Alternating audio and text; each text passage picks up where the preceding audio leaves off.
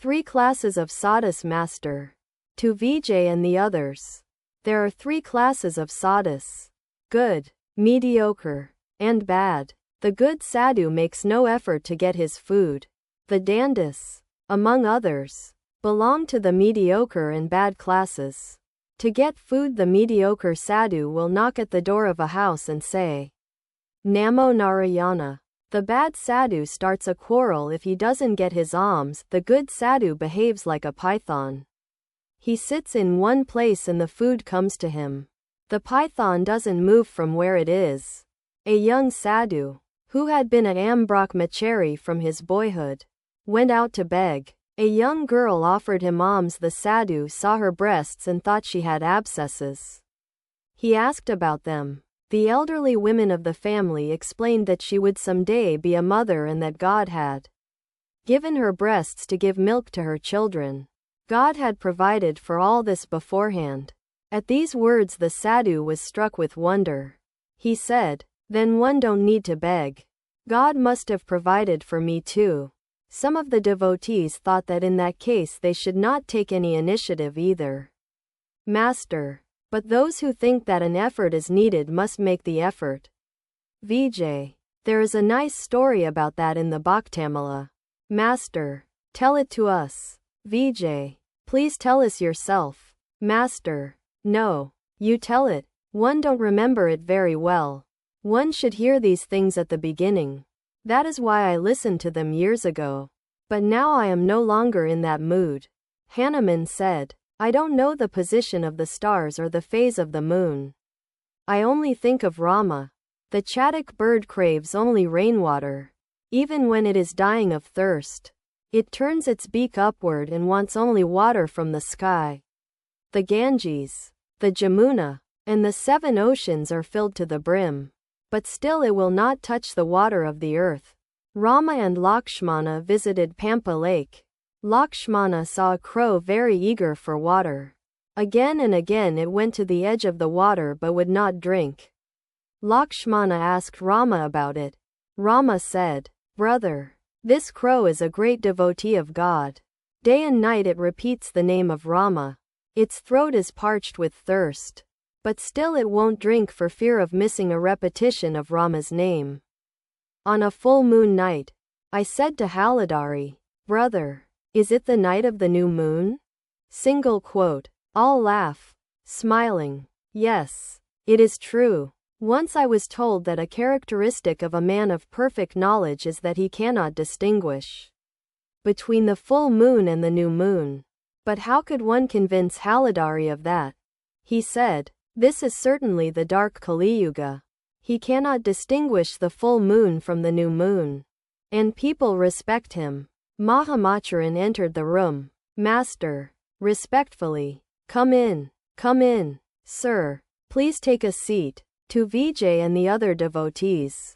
In the ecstatic state of mind I cannot remember a date.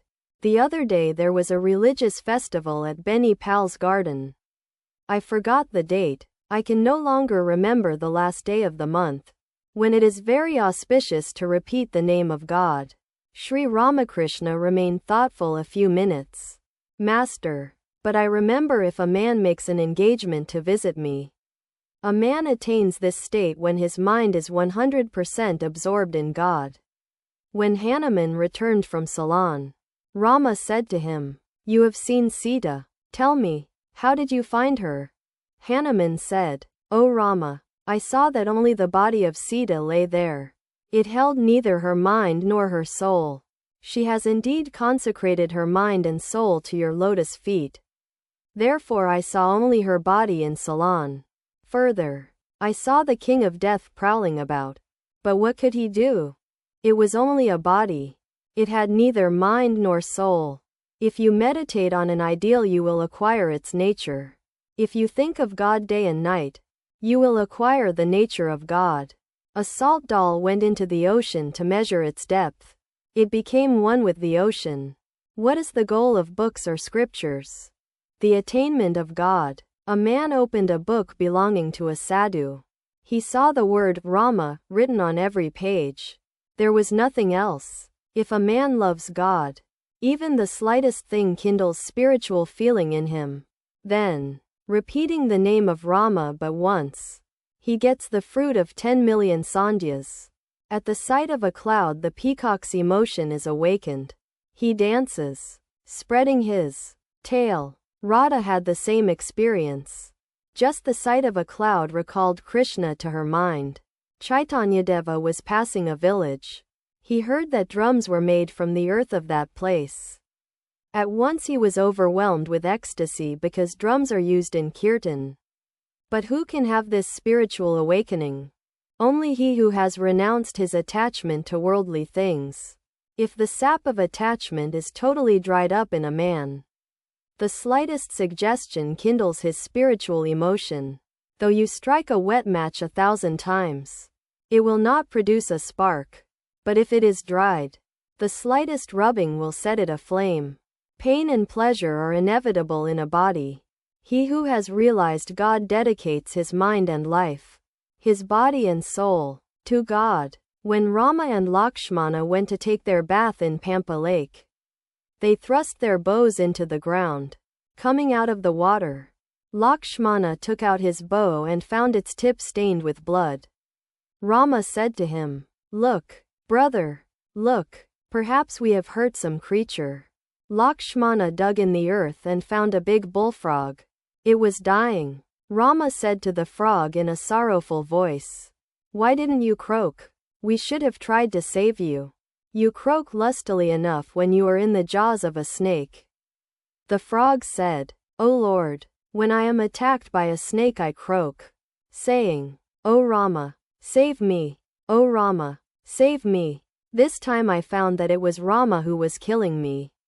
So I kept still." Sri Ramakrishna remained silent a few moments watching the devotees. He had heard that Mahamacharan did not believe in following a guru. He began the conversation again.